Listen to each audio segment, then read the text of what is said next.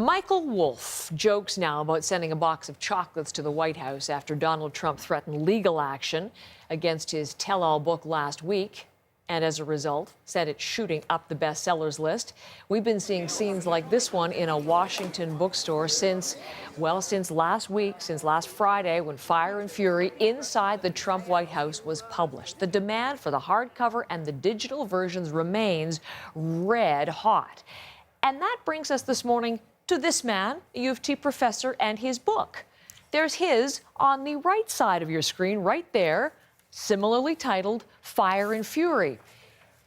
And just like the Trump tell-all, it's now a bestseller too, even though it was published 10 years ago and has nothing to do with the White House. We'll tell you what it has to do with and what's happened in the last couple of days. Randall Hansen is with me. He's the interim director of the Munk School of Global Affairs at U of T and the author of also Fire and Fury. Thanks for coming in. This is a story of it's all in a name.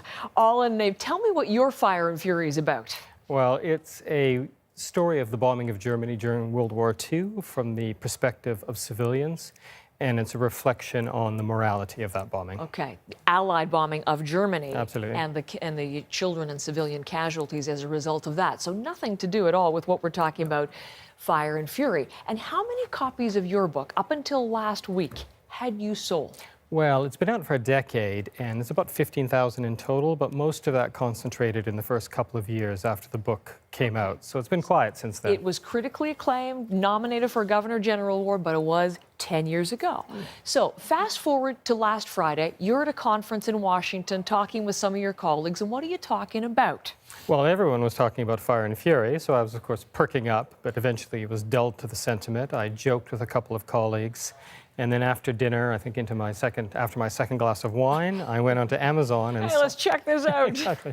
Saw that it had shot up into these 3 Amazon bestseller lists. Okay, wait a second. You go on Amazon, you look at bestseller lists, and you find your book? Well, I just typed Fire and Fury, and of course, Wolff's book came up, mine right below, and then I scrolled down to see its rank, and then it was in 3 bestseller lists, including military history. I then tweeted after midnight, slightly squiffy tweet, and it went viral. Hold on. I'm jumping ahead. You have the tweet. No, that's okay. So you look at it, you're on 3 bestseller lists, and here's the tweet that you sent out. Incredibly, sales of my book have increased. Will I owe a larger royalty check to Bannon and Trump? If so, the irony will know no limits. And then you go to sleep. What happened when you woke up? So slept off that glass of wine, got up a bit late, breakfast, went onto Twitter, and it had gone viral. It was thousands of likes and a huge commentary on my tweet and eventually the book and the books and some of the issues in them. And interview requests from all around the world? Yes, people such as yourself and Newsweek, a couple of German newspapers, Seoul, Copenhagen.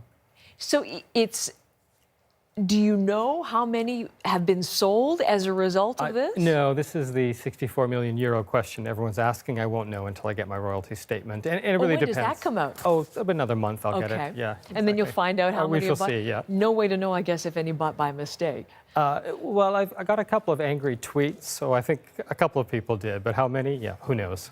We can monitor the returns, perhaps. What do you make of all of this? Well, I mean, it's partly just, it's amusing, but my sales don't matter. What I hope will happen is that at a moment in which we have this demagogue, this unstable demagogue in the White House threatening war, that people who read my book will reflect on the morality of war and above all the horrific consequences of war for civilians.